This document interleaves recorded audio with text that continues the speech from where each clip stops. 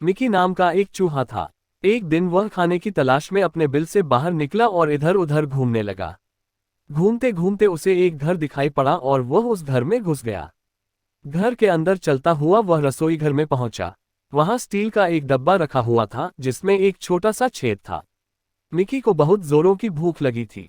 उसने सोचा कि इस डब्बे में जरूर कोई खाने का सामान होगा। छेद से होता हुआ वह डब्बे में घुस गया। डब्बे में चावल भरा हुआ था। मिकी खुशी से उछल पड़ा। उसने सोचा कि आज तो मेरी निकल पड़ी। अब मैं जी भरकर चावल खाऊंगा और अपने बिल में जाकर चैन से सोऊंगा। उसके बाद वह चावल खाने में जुट गया। वह खाता ही चला जा रहा था।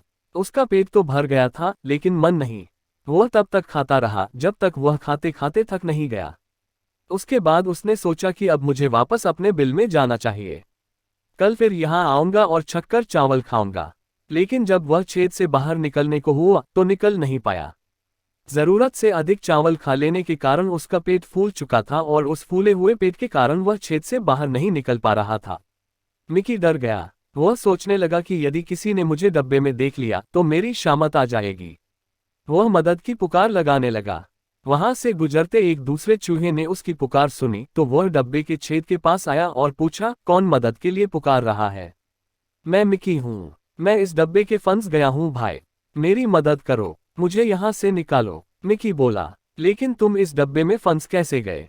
मुझे जोरों से भूख लगी थी। इस डब्बे में एक छेद देखा तो उससे होता हुआ मैं इसमें घुस गया। लेकिन अब मैं बाहर नहीं निकला पा रहा हूँ।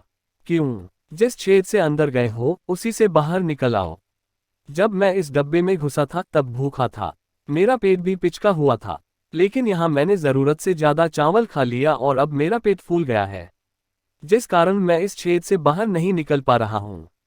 मिकी रुआसी आवाज में बोला, यदि ऐसी बात है मिकी भाई तो तुम्हें तब तक इंतजार करना पड़ेगा जब तक तुम्हारा पेट फिर से पिचक ना जाए। इसलिए अंदर ही इंतजार करो और आइंदा ज्यादा लालच मत करना। इतना कहकर वह चूहा वहां से चला गया। मिकी चावल से भरे डब्बे में बैठकर तब तक भूखा रहा जब तक उसका पेट पिचक नहीं गया। जितने समय वह डब्बे के अंदर रहा डर से कांपता रहा कि कोई उसे देख न ले और पकड़कर मार न डाले। लेकिन उसकी किस्मत अच्छी थी कि किसी ने वह डब्बा नहीं खोला। पेट पिचक जाने के बाद वह डब्बे से बाहर आया और अपने बिल की ओर भाग गया। उस दिन उसे समझ आ गया कि जरूरत से ज्यादा कोई भी चीज अच्छी नहीं होती। सीख, मॉरल ऑफ द स्टोरी, जरूरत से ज्यादा कोई भी चीज अच्छी नहीं होती।